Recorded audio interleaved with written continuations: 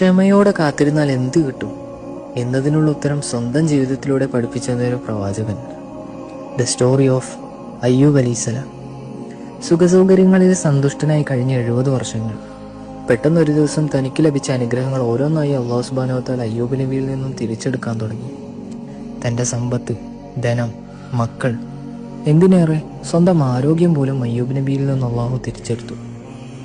മാരകമായ രോഗം പിടിപെട്ട് കിടപ്പിലായ അയ്യൂബ് നബിയുടെ അവസ്ഥ കണ്ട് സഹിക്കാൻ പറ്റാതെ സ്വന്തം ഭാര്യ അള്ളാഹുവിനോട് വേവലാതി പറയാൻ തുടങ്ങിയപ്പോൾ അയ്യൂബ് നബി അലൈഹിസ്സലാം പറഞ്ഞൊരു കാര്യമുണ്ട്. 70 വർഷത്തോളം നമ്മൾ അള്ളാഹുവിൻ്റെ അനുഗ്രഹങ്ങൾ ആസ്വദിച്ച് ജീവിച്ചില്ലേ?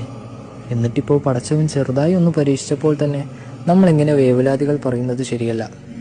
മറിച്ച് ക്ഷമയോടെ കാത്തിരിക്കുക. അള്ളാഹു നമ്മളെ കാണുന്നുണ്ട്. ശരീരം ഒന്ന് ചലിപ്പിക്കാൻ പോലും കഴിയാത്ത അവസ്ഥയിലും അയ്യൂബ് നബി അലൈഹിസ്സലാം പ്രാർത്ഥിച്ചത് ഒരു രോഗം എന്നെ ചെറുതായി ഒന്ന് സ്പർശിച്ചിരിക്കുന്നു അല്ലാഹ് എന്ന് മാത്രമാണ്. വിനയത്തിന്റെ അങ്ങേ തലത്തിൽ നിന്നുള്ള ഈ ഒരു പ്രാർത്ഥന കേട്ടിട്ടാവണം അല്ലാഹു സുബ്ഹാനഹു വ തആല അയ്യൂബ് നബിക്ക് ഉത്തരം നൽകി. ഉർഖുൽ ബിരിജ്ലിക് ഹാദാ മുഗ്തസലുൻ ബാരിദുൻ വശറാബ്. പടച്ചവന്റെ കൽപ്പനയിൽ അയ്യൂബ് നബിയുടെ കാൽപാദത്തിൽ നിന്നും ഒരു ഉറവ വരികയും ആ വെള്ളത്തിൽ ശരീരവും കഴുകുകയും ചെയ്തതോടുകൂടി തനിക്കുണ്ടായിരുന്ന രോഗം ശിഫയാവുകയും പതിയെ പതിയെ തനിക്ക് നഷ്ടപ്പെട്ടതൊക്കെയും അതിൻ്റെ 2 ഇരട്ടിയായി അല്ലാഹു സുബ്ഹാനഹു വ തആല അയ്യൂബ് നബിക്ക് തിരിച്ചു നൽകുകയും ചെയ്തു. ചെറിയ ചെറിയ പ്രയാസങ്ങൾ വരുമ്പോൾ തന്നെ പ്രതീക്ഷ നഷ്ടപ്പെടുന്നവരാണ് നിങ്ങളെങ്കിൽ അയ്യൂബ് നബി അലൈഹിസ്സലാം പറഞ്ഞ കാര്യം വീണ്ടും ഓർക്കുക. ക്ഷമയോടെ കാത്തിരിക്കുക. അള്ളാഹു എല്ലാം കാണുന്നുണ്ട്.